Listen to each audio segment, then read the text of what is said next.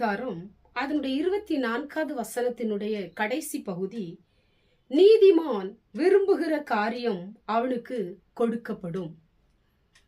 எனக்கு அன்பான தேவ பிள்ளைகளே, இந்த வார்த்தையை கேட்டுக்கொண்டிருக்கிற உங்களுக்கு ஆண்டவர் நீங்கள் விரும்பினதை உங்களுக்கு ஆண்டவர் தரப்போகிறார்.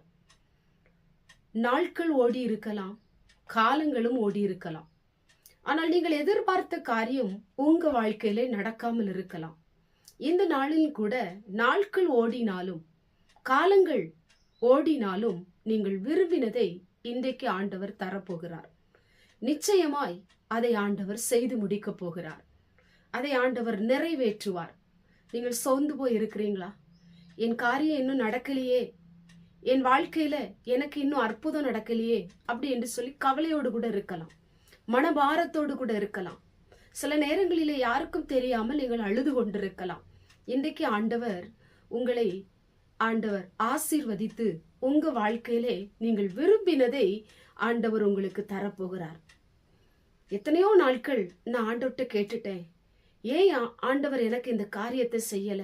ஏன் என் வாழ்க்கையில இன்னும் திருமணம் நடக்கல? ஏன் ஆண்டவர் நான் எதிர்பார்த்த அந்த வேலை எனக்கு கிடைக்கல? ஏன் ஆண்டவரை நான் எதிர்பார்த்தவைகளை எனக்கு தரல?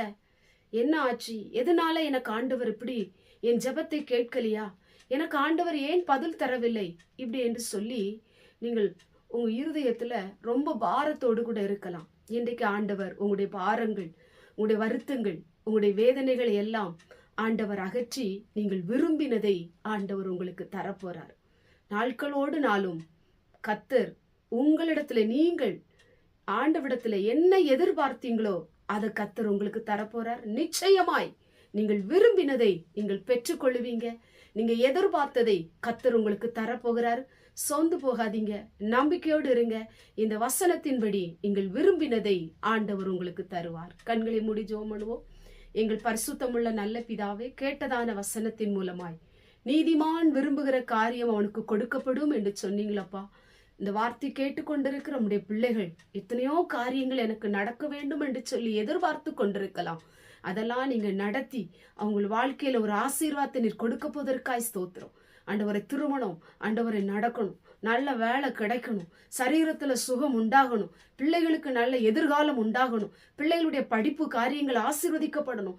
இன்னும் உங்களுடைய பிள்ளைகள் எந்தெந்த காரியத்தை நினைத்து உங்களுடைய சமூகத்தில் ஜெபித்து கொண்டிருக்கிறாங்களோ அத்தனை காரியங்களையும் ஆண்டவர் நிறைவேற்றி கொடுக்கும்படியா ஜெபிக்கிறேன். இயேசுவின் மூலம் ஜெபிக்கிறோம் பிதாவே, ஆமென்.